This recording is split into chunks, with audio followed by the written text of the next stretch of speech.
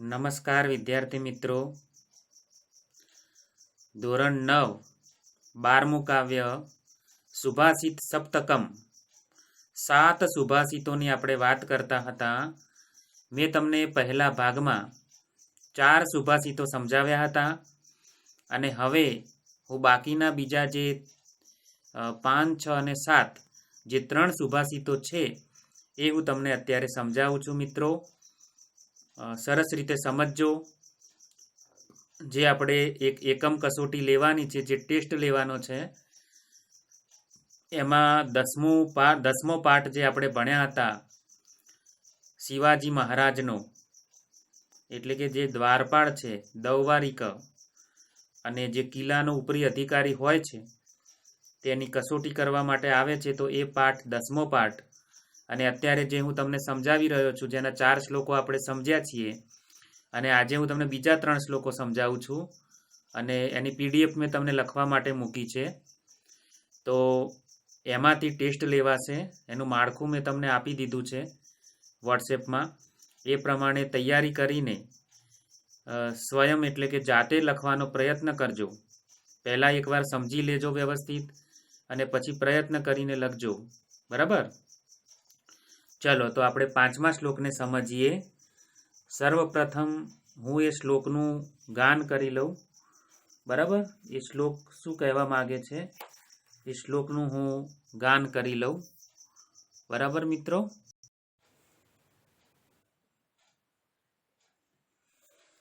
તો શ્લોકનું ગાન કરું છું એકવાર, એટલે કે તમને શ્લોક બોલીને પહેલા સંભળાવું છું. સત્યમ તપો જ્ઞાનમ હિંસતામ ચ વિદ્વત પ્રણામમ ચ સુશીલતામ ચ એતાની યો વિદધાતિ સ વિદ્વાન ન એક પક્ષો વિહગઃ પ્રયાતિ. તો વિદ્યાર્થી મિત્રો, આ શું કહેવા માંગે છે તે આપણે જોઈએ. આમાં પણ 6 ગુણોની વાત કરવામાં આવી છે. કે કયા કયા 6 ગુણો છે? તો સત્ય, મનુષ્ય સત્યની સાથે ચાલવું જોઈએ. મહાત્મા ગાંધીજી એ સત્યની એક મિસાલ હતા, એક ઉદાહરણ સ્વરૂપ હતા. તો સત્ય, પછી તપ. તપો એટલે વિસર્ગનો ઓ થયો છે એટલે તપ. બરાબર? તપ એટલે સાધના. કંઈક મેળવવા માટે કંઈક ગુમાવવું પડે, અને જે ગુમાવીએ છીએ અને આપણે તપ એટલે કે સાધના કહીએ છીએ. જ્ઞાનમ, મિત્રો અત્યારે પૈસા રૂપિયાની કિંમત તો છે, પણ જો વધારે કિંમત હોય તો એ જ્ઞાનની છે, નોલેજ. નોલેજ હશે તો પૈસા તો ઘણા જ આવી જશે. તો જ્ઞાનની વાત કરી છે, નોલેજની. અને મિત્રો અહિંસા, અહિંસતામ ચ એટલે હિંસા ન કરવી. આપણે જાણીએ છીએ, આપણે જાણે અજાણે ચાલતા હોઈએ, આપણા પગ નીચે ઘણા જીવજંતુઓ મરી જતા હોય છે. તો એ અજાણતાથી થઈ જાય. બાકી જાણી બૂજીને આપણે કોઈ નાની પણ હિંસા ન કરવી જોઈએ. કારણ કે મિત્રો, આપણે કોઈને જન્મ નથી આપી શકતા. જે મૃત્યુ પામેલો જીવ છે, જો એને આપણે બચાવી નથી શકતા, તો આપણને મારવાનો કોઈ અધિકાર નથી. હા, તો અહીં સત્ય અને અહિંસાની પણ વાત આવી. તો અહિંસા એટલે હિંસા ન કરવી. વિદ્વત પ્રણામમ. હવે મિત્રો, જે વિદ્વાનો છે એ વિદ્વાનોને તમારે પ્રણામ કરવા. તમે શાળામાં ભણવા માટે આવો છો, તો જે ગુરુજી છે, શિક્ષકો છે, એ તમને ભણાવવા માટે જે તાલીમ પામેલા છે, એક વિદ્વાન છે, જ્ઞાની છે, સમજદાર છે, તો તમારે પ્રણામ કરવા જોઈએ. અને આપણા ગુરુકુળની તો આ પદ્ધતિ છે કે વિદ્યાર્થીઓ શિક્ષકોને પગે પડે છે, પ્રણામ કરે છે, આદર સત્કાર કરે છે, એમના માટે ખડે પગે રહે છે, સેવા માટે હંમેશા તત્પર હોય છે. તો આ વાત એટલા માટે કરું છું કે મિત્રો, આ પરંપરા આપણે ભૂલવી ન જોઈએ. તો વિદ્વત પ્રણામમ, જે વિદ્વાનોને પ્રણામ. અને મિત્રો, જેનો સ્વભાવ સારો છે, જેનું ચરિત્ર સારું છે, સુશીલતામ, શીલ એટલે ચરિત્ર અને સુ એટલે સારું, કે જેનું સુશીલતામ એટલે કે સારું ચરિત્ર છે, કેરેક્ટર સારું છે. તો મિત્રો, મને લાગે છે કે આ 6 જે ગુણ છે ને, એ એક વિદ્વાન માટે જરૂરી છે. એક પણ ઓછો હોય ને તો એને આપણે વિદ્વાન ન ગણી શકીએ. અહીં આ કવિએ જેને શ્લોક રચ્યો છે, સુભાષિત રચ્યું છે, બહુ સુંદર વાત કરી છે કે સત્ય તપ જ્ઞાન અહિંસા વિદ્વત પ્રણામમ ચ સુશીલતામ ચ. હા, વિદ્વાનોને પ્રણામ અને સારું ચરિત્ર એતાની યહ વિદધાતી. હા, યહ એટલે જે અને એતાની એટલે આ બધું, આ વિદધાતી એટલે કરે છે, એટલે કે જે આ બધી બાબતોને ફોલો કરે છે, એને અનુસરે છે, સવિદ્વાન, તે વિદ્વાન છે. હા, તે જ વિદ્વાન છે, સવિદ્વાન, તે જ વિદ્વાન છે. એક પક્ષો, એક પક્ષો એટલે હી પ્લસ એક પક્ષ સંધિ થયેલી છે, યણ સંધિ છે, સંધિના નિયમો હોય છે, એ પ્રમાણે એને છૂટી પાડી શકાય. તો હીના ઘણા બધા મિનિંગ છે, વાક્ય પૂર્તિ માટે પણ વપરાતું હોય છે. હી એટલે ખરેખર, હી એટલે જ, બરોબર, એ અવ્યય છે. તો હી એટલે ખરેખર એક પક્ષ, પક્ષ એટલે પાંખ. પક્ષીને બે પાંખો મળી છે મિત્રો, અને બે પાંખો વડે તે આખા આકાશને ખૂબ જ સુંદર રીતે ઉડીને માપી શકે છે અને મજા લઈ શકે છે, આનંદથી ઉડે છે મિત્રો, બરાબર, તે આનંદથી ઉડે છે. આ રીતે તે ઉડતું હોય છે અને એને મજા કરતું હોય છે, બરાબર, પણ એ બે પાંખોથી. અહીં કે છે એક પક્ષ વિહગ, તો વિહગ એટલે પક્ષી, પણ એક પાંખ વાળું પક્ષી, ન પ્રયાતી, એક પાંખ વાળું પક્ષી કે છે આગળ પ્રયાણ કરતું નથી. પ્રયાણ કરતું નથી એટલે કે છે કે તે આગળ જઈ શકતું નથી. તો આ પંક્તિ શું સમજાવે છે કે જો એક પાંખ વાળું પક્ષી આગળ નથી જઈ શકતું, તો ઉપર જે 6 ગુણો બતાવ્યા છે, જો 6 ગુણોમાંથી એક પણ ગુણ ન હોય ને, તો એવા વ્યક્તિને આપણે વિદ્વાન કહી શકતા નથી. ખ્યાલ આવ્યો મિત્રો? તો એને આપણે વિદ્વાન ગણી શકતા નથી, બરાબર. તો સત્યમ તપો જ્ઞાનમ અહિંસતામ ચ વિદ્વત પ્રણામમ ચ સુશીલતામ ચ. જે આ બધું કરે છે એતાની યહ વિદધાતી સવિદ્વાન, તે વિદ્વાન છે. હિ એક પક્ષ વિહગ ન પ્રયાતી, ખરેખર એક પાંખ વાળું પક્ષી આગળ જઈ શકતું નથી. મિત્રો ઉડી તો શકશે, પણ એ બીજા પક્ષીઓની સરખામણી નહીં કરી શકે, બરોબર. એવી રીતે ઉપરના 6 ગુણોમાંથી જો એક પણ ગુણ ન હોય, તો એ વિદ્વાનની કેટેગરીમાં મૂકી શકાય નહીં. તો તમને ખ્યાલ આવ્યો હશે. મેં તમને આની PDF પણ મોકલી છે, તમે લખી લેજો. કઈ રીતે લખવી એ મેં વારંવાર તમને સમજાવું છું મિત્રો. સર્વપ્રથમ શ્લોક લખવો, ત્યારબાદ જે તમને અત્યારે સ્ક્રીન ઉપર દેખાઈ રહ્યા છે તે શબ્દાર્થ લખવા, અને અંતે જે ગુજરાતી લખેલું છે બ્લુ પેનથી, એ સળંગ ગુજરાતી ફકરા સ્વરૂપે લખવું, બરાબર મિત્રો. તો ચલો હવે આપણે આગળ વધીએ અને 6થો શ્લોક સમજીએ શું કહેવા માંગે છે, બરાબર.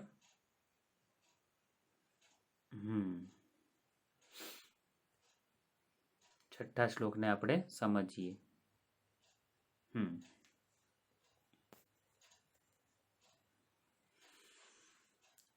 સર્વપ્રથમ હું શ્લોક બોલું છું. કાષ્ઠાદગ્નિ જાયતે મથ્યમાનાત ભૂમિસ્તોયમ ખન્યમાના દદાતિ સોત્સાહાનામ નાસ્ત્ય સાધ્યમ નરાણામ માર્ગારબ્ધા સર્વયત્ના ફલંતી. જો મિત્ર શું કહેવા માંગે છે, સુભાષિત સુષ્ઠુ ભાષિતમિતિ સુભાષિતમ, સારી રીતે બોલાયેલા જે વચનો છે તેને આપણે સુભાષિત કહીએ છીએ. તો મથ્યમાનાત, મથ્યમાનાત વર્તમાન કૃદંત છે, મથવામાં આવતા, પ્રયત્ન કરવામાં આવતા, મથવામાં આવતા, કાષ્ઠાત, તનો દ થયો છે, સંધિ થઈ છે. તો કાષ્ઠાત એટલે લાકડામાંથી, અગ્નિ જાયતે એટલે અગ્નિ જન્મે છે, અગ્નિ ઉત્પન્ન થાય છે. મથવામાં આવતા લાકડામાંથી અગ્નિ ઉત્પન્ન થાય છે. અને ખન્યમાના, ખન એટલે ખણવું, ખણવું એટલે ખોદવું, ખણવું એટલે ખોદવું, તો ખન્યમાના એટલે ખોદવામાં આવતી. જો મિત્રો તમને સમજાવતો જઉં હું કે તમે જો લાકડાની અંદર અગ્નિ તત્વ છુપાયેલું છે, પરંતુ તમે એમ પડ્યું હશે ને પછી કહેજો અલ્યા એ ભાઈ એ સળગ ને ભાઈ એ સળગ એ સળગ સળગ એ તું સળગ સળગ, તો સળગી જશે. અગ્નિ ઉત્પન્ન થા તો એમ થઈ જાય નહીં મિત્રો. એને તમારે દિવાસળીથી ચેતવવું પડશે, એની ઉપર કંઈક ઈંધણ પણ નાખવું પડશે, તો એનો સાચો અગ્નિ અંદરથી બહાર આવશે. તમે માત્ર વિચારો કરીને એને કહેશો અને આજ્ઞા ઘણી બધી આપશો તો એ રીતે નહીં થાય. ખ્યાલ આવ્યો? તો મથવામાં આવતા તમે મથશો એટલે કે એની ઉપર પ્રયત્ન કરશો, દિવાસળીની સળી છે એનાથી તમે એને પેટાવશો, પ્રગટાવશો, તો એ લકડામાંથી અગ્નિ ઉત્પન્ન થશે. જાય તે એટલે જન્મે છે એટલે થાય છે. અને ભૂમિની અંદર, ધરતીની અંદર પાણી છે પેટાળમાં, પણ તમે કહેજો અલે એ પાણી નીકળ, ભાઈ પાણી નીકળ, મારે પીવું છે, એટલે એ ધરતી મને પાણી આપ, હું તરસ્યો છું. તો તમારા કહેવાથી પાણી આવી જશે?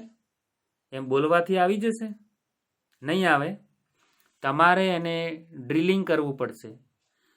ખેડૂત પુત્રો છો મોટા ભાગના, તમને ખબર હશે કે ખેતીમાં બોર બનાવવામાં આવે છે ને 40 ફૂટ 60 ફૂટ કેટલીક વાર 100 ફૂટ 200 ફૂટ ભૂંગળા નીચે ઉતારવા પડે છે. અને જેટલું નીચે જે રીતે પાણી હોય એ રીતે ધરતીના પેટાળમાંથી પાણી પછી બહાર આવે છે.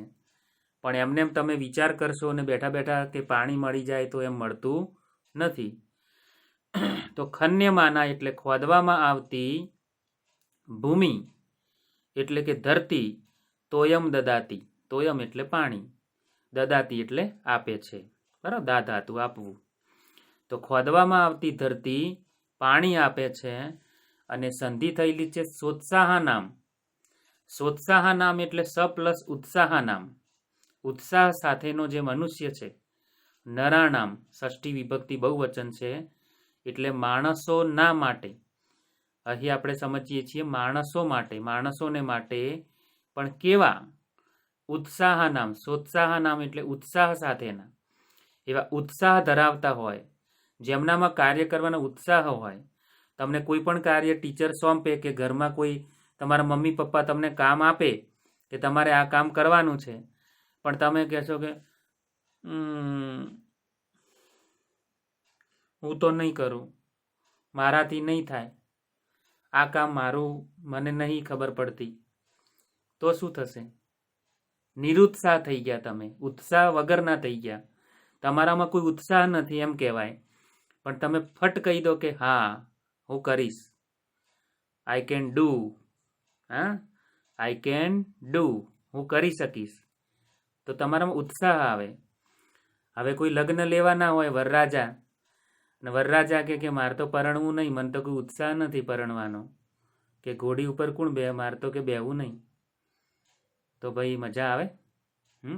ઉત્સાહ હોવો જોઈએ કે હા મારા લગ્ન છે, વરરાજા, લગ્નની સિઝન હમણાં હતી ને, તો એ વરરાજાને વરરાજા તરીકેનો ઉત્સાહ હોવો જોઈએ. સામે પક્ષે જે કન્યા છે એને પણ, વહુ રાણી, એને પણ બનવાનો ઉત્સાહ હોવો જોઈએ. તો લગ્નમાં બધા લોકોને ઉત્સાહ આવે, અને જો એ મેન વ્યક્તિ જે હોય અને જો એ નિરુત્સાહ થઈ જાય તો બાકીના બધા પણ ઢીલા ડસ થઈ જાય, નિરુત્સાહી થઈ જાય. એટલે આ મિત્રો તમને ઉદાહરણ આપું છું કે ઉત્સાહ નહીં હોય, ભણવામાં ઉત્સાહ નહીં હોય તો તમે ભણી નહીં શકો. કંઈ ઉત્સાહ જ નથી ભણવાનો, રસ જ નથી, મજા જ નથી, કંટાળો આવે છે, તો આવું કરશો તો તમે ના ભણી શકો. એટલે ઉત્સાહ હોવો જોઈએ. તો કે છે કે આ બધું છે પણ એ અંદર આપણા છે, પણ જો ઉત્સાહ હશે તો એને આપણે બહાર લાવી શકશું. એટલે કે છે કે સોત્સાહ નામ નરાણામ, ઉત્સાહી માણસોને માટે નાસ્ત્ય સાધ્યમ સંધિ થયેલી છે.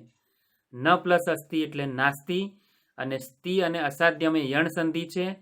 એટલે સ્તિમાંથી ઈનો લોપ થઈ જાય એટલે ત ખોડો થઈ જાય, અને ઈનો ય થાય એટલે અનો ય થઈ જાય. એટલે નાસ્ત્ય સાધ્યમ એટલે ન અસ્તિ અસાધ્યમ, સાધવું મુશ્કેલ નથી. એટલે કંઈ પણ કાર્ય અસાધ્ય હોતું નથી. જો તમારામાં ઉત્સાહ હશે કામ કરવાનો, તો કંઈ પણ કાર્ય મુશ્કેલ હોતું નથી. માર્ગારબ્ધા સંધિ થયેલી છે. આરબ્ધા એટલે આરંભ કરેલા, એટલે શરૂ કરેલા, અને માર્ગા એટલે માર્ગ એટલે રસ્તો, પણ અહીં એનો અર્થ છે દિશા. અને કેવી દિશા? તો કે છે સાચી દિશામાં. હવે લાકડાની અંદર અગ્નિ છે તો તમે પ્રયત્ન કરશો તો અગ્નિ નીકળશે. ધરતીની અંદર પાણી છે તો પ્રયત્ન કરશો તો પાણી નીકળશે. હવે તમે પેલું મકાઈનું એક ડુંડું લાયા હો અને ખાઈને એને સૂકવી દીધું હોય, અને પછી એને તમે ધોકાથી પીટો, તેલ નીકળ. અલ્યા ભાઈ, આ તો મકાઈનું સુકાયેલું ડુંડું છે. હા, આ ડુંડામાંથી હવે તેલ નીકળશે. તું ધોકો લઈને ધમ ધમ ધમ કરશે તો કઈ તેલ નીકળવાનું? ના મિત્રો, તલ હશે ને, તલને ખાંડશો તો નીકળશે, કારણ કે એની અંદર તેલ છે. સિંગનો દાણો હશે તો આપણે સિંગ તેલ ખાઈએ છીએ ને, તો એને તમે કૂટશો તો એની અંદર છે તેલ, તો એ નીકળશે. જેનામાં જે હોય એ નીકળે. મને જે મારે ભણાવવું છે, મારા અંદર જે ત્રેવડ છે, તો એ હું તમને ભણાવી શકીશ. પણ તમે મારા જોડે ઉમ્મીદ રાખો કે ભાઈ મહેન્દ્ર સર તો અમને ગણિત ભણાવશે, તો હવે મને સંસ્કૃત આવડે, ગણિત ના આવડે, તો હું કઈ રીતે ભણાવું? મને આવડતું નથી. હા, સંસ્કૃતમાં તમને ગમે તે પ્રશ્ન હોય તો મને કરો, તો હું એનું સોલ્યુશન આપું, કેમ કે મારો વિષય છે.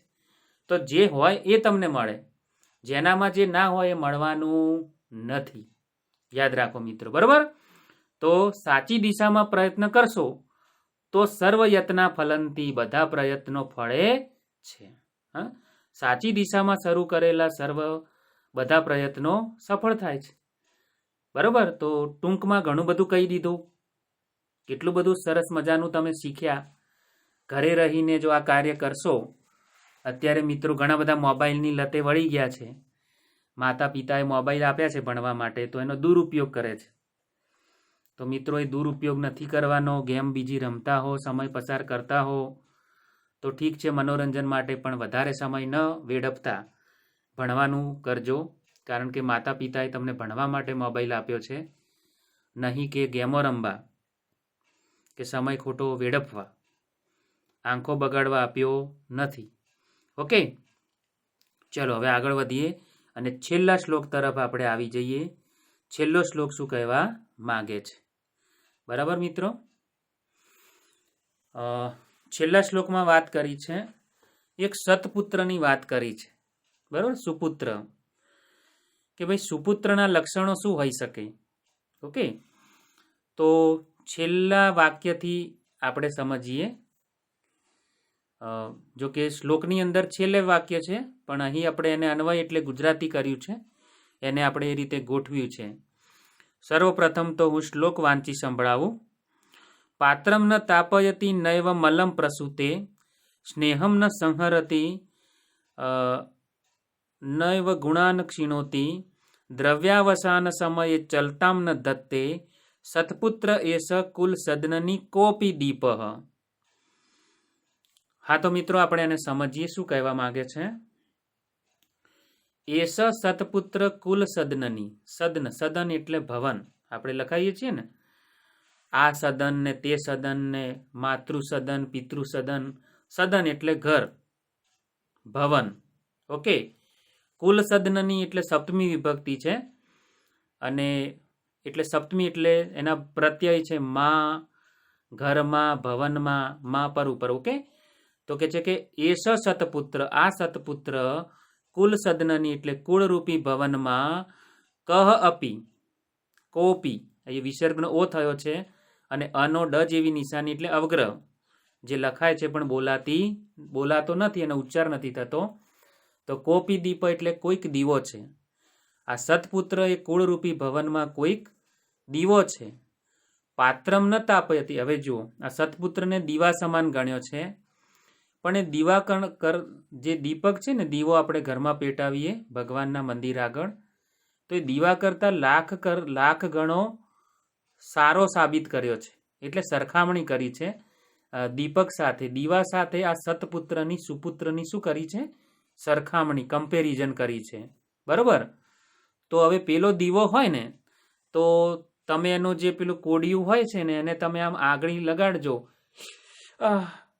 બળ્યો ભાઈ, હું તો બળ્યો, આંગળી બળી મારી તો આમ તમે આમ તપી ગયું હશે, એનું કોડિયું હશે ને, એનો પાત્ર એ ગરમ થઈ ગયું હશે.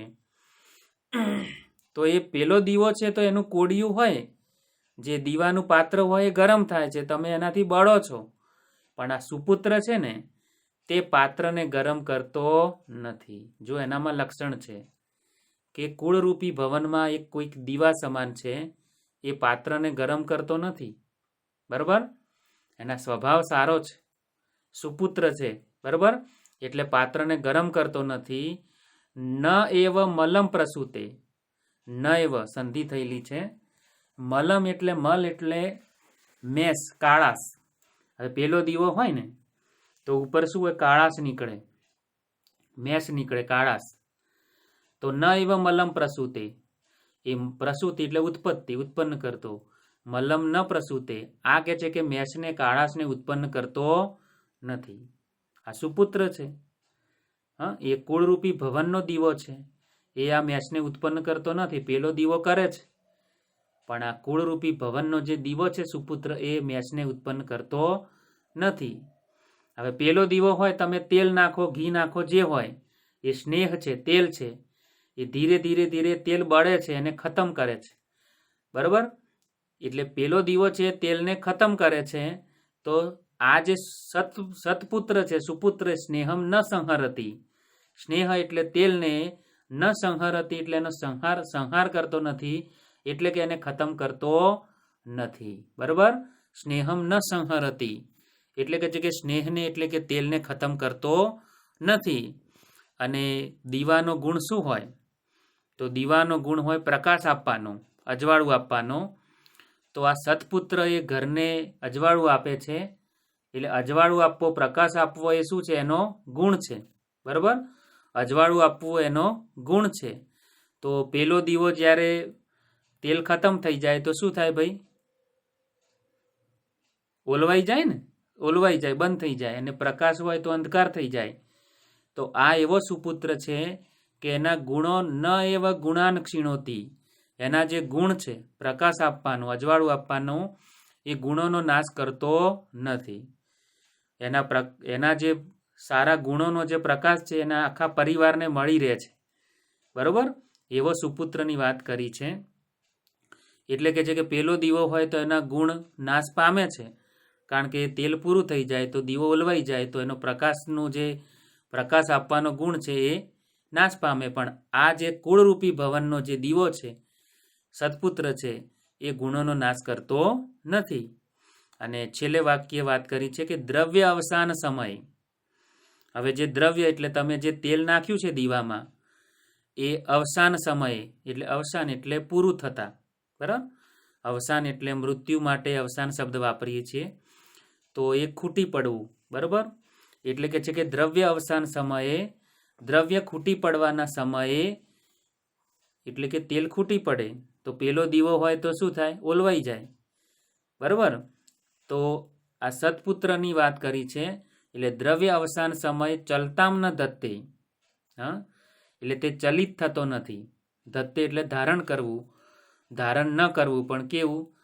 ચલિત, ચલાયમાન ન થવું એમ. એટલે તે ચલિત થતો નથી. બરાબર? પોતાના સ્થાનથી ખસતો નથી. એટલે ચલાયમાન થતો નથી, એટલે ચલિત થતો નથી. એનો બીજો અર્થ આપણે કૌંસમાં લખ્યો છે કે ઓલવાઈ જતો નથી. બરાબર? ચલિત થતો નથી એટલે ઓલવાઈ જતો નથી. તો પેલો દીવો છે કે દ્રવ્ય ખૂટી પડે, તેલ નાખ્યું હોય પણ તેલ ઓછું થઈ જાય, પૂર્ણ થઈ જાય, તો એ દીવો ચલિત થઈ જાય એટલે ઓલવાઈ જાય. પણ આ સુપુત્ર રૂપી જે કુળરૂપી ભવનમાં દીવો છે એ કહે છે કે ચલિત થતો નથી એટલે ઓલવાઈ જતો નથી.